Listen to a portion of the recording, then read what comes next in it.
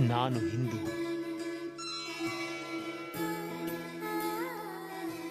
ನಮ್ಮ ಸಂಸ್ಕೃತಿ ನಮ್ಮ ಹೆಮ್ಮೆ. ಅದನ್ನು ಬೆಳೆಸೋಣ, ಅದನ್ನು ಉಳಿಸೋಣ. ಆದೌ ಬ್ರಹ್ಮ ಹರಿರ್ಮಧ್ಯೆ ಅಂತ್ಯೋದೇವ ಸದಾಶಿವ ಮೂರ್ತಿತ್ರಯ ಸ್ವರೂಪಾಯ ದತ್ತಾತ್ರೇಯ ನಮೋಸ್ತುತೆ. ಅಧ್ಯಾಯ 7. ಶ್ರೀ ಗಣೇಶಾಯ ನಮಃ.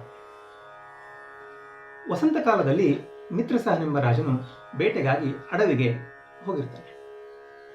ಒಬ್ಬ ರಾಕ್ಷಸನನ್ನು ಅಲ್ಲಿ ಅವನು ಸಂಹರಿಸ್ತಾನೆ. ಆತನ ತಮ್ಮನಾದ ಬಲಿಯು ಕಪಟ ಸೇವೆಯ ರೂಪದಿಂದ ಈ ರಾಜನ ಹತ್ತಿರ ಸೇಡು ತೀರಿಸಿಕೊಳ್ಳಲು ಬಂದು ನಿಂತಿರ್ತಾನೆ. ಶ್ರಾದ್ದ ದಿವಸ ನರಮಾಂಸದ ಅಡಿಗೆಯನ್ನು ಮಾಡಿ ವಸಿಷ್ಠ ಋಷಿಗಳಿಗೆ ಉಣಬಡಿಸ್ತಾನೆ. ವಸಿಷ್ಠರು ರಾಜನಿಗೆ 12 ವರ್ಷ ನೀನು ರಾಕ್ಷಸನಾಗಿ ಸಂಚರಿಸು ಅಂತ ಶಾಪ ಕೊಡ್ತಾರೆ.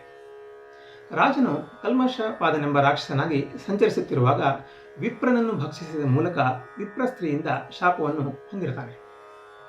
ಕಷ್ಟದಿಂದ ಮಿಥಿಲಾಪುರದಲ್ಲಿ ಕುಳಿತಾಗ ರಾಜನಿಗೆ ಗೌತಮ ಮುನಿಗಳು ಭೇಟಿಯಾಗಿ ಗೋಕರ್ಣ ಮಹಾತ್ಮೆಯನ್ನು ಹೇಳ್ತಾರೆ. ಸೌಮಿನಿ ಎಂಬ ಬ್ರಾಹ್ಮಣ ಸ್ತ್ರೀ ವಿಧವೆಯಾಗಲು ಕಾಮವಶಳಾಗಿ ಶೂದ್ರನ ಮನೆಯನ್ನು ಸೇರಿರ್ತಾಳೆ. ಮದ್ಯಪಾನ ಮಾಂಸ ಭಕ್ಷಣೆ ಮಾಡಲು ಶುರು ಮಾಡಿರ್ತಾಳೆ. ಮರಣ ಹೊಂದಿ ಯಮಲೋಕಕ್ಕೆ ಹೋಗ್ತಾಳೆ. ನರಕ ಯಾತನೆಯನ್ನು ಅನುಭವಿಸ್ತಾಳೆ. ಮುಂದೆ ಚಾಂಡಾಲ ಜನ್ಮದಲ್ಲಿ ಕುರುಡಿಯು ಕುರುಪಿಯು ಆಗಿ ಜನಿಸಿರ್ತಾಳೆ. ಅಷ್ಟರು ಆವಾಗ ಎಲ್ಲರೂ ಮನೆಯಿಂದ ಹೊರದುಡ್ತಾರೆ. ಅವಳಿಗೆ ಬೇರೆ ಕಾರಣ ಇಲ್ಲದೇನೆ ಭಿಕ್ಷೆ ಬೇಡಿ ಜೀವನವನ್ನು ಕಳೆಯಲಿಕ್ಕೆ ಶುರು ಮಾಡ್ತಾಳೆ. ಶಿವರಾತ್ರಿ ಯಾತ್ರೆಗೆ ಹೋಗುವ ಜನರೊಡನೆ ಗೋಕರ್ಣಕ್ಕೂ ಹೋಗ್ತಾಳೆ. ಆಹಾರ ದೊರೆದಿದ್ದ ಕಾರಣದಿಂದ ಅವಳಿಗೆ ಉಪವಾಸ ಆಗುತ್ತೆ. ಭಿಕ್ಷಾ ಪಾತ್ರೆಯಲ್ಲಿ ಬಿದ್ದ ಬಿಲುಪತ್ರೆಯನ್ನು ಬೀಸಿ ಒಗೆಯಲು ಅವು ಶಿವಲಿಂಗದ ಮೇಲೆ ಹೋಗಿ ಬೀಳ್ತವೆ.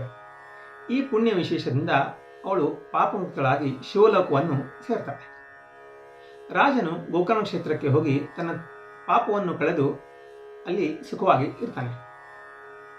ಆದ ಕಾರಣ ಶ್ರೀ ಗುರುಗಳು ಗೋಕರ್ಣವನ್ನು ಉತ್ತಮ ಕ್ಷೇತ್ರವೆಂದು ತಿಳಿಸಿಕೊಡುವುದಕ್ಕಾಗಿ ಅಲ್ಲಿ 3 ವರ್ಷ ತಪಸ್ಸನ್ನು ಆಚರಿಸುತ್ತಾ ಉಳಿಯುತ್ತಾರೆ ಅಂತ ಹೇಳುವಲ್ಲಿಗೆ ಶ್ರೀ ಗುರುಚರಿತ್ರೆಯ 7ನೇ ಅಧ್ಯಾಯವು ಸಮಾಪ್ತಿಯಾಯಿತು.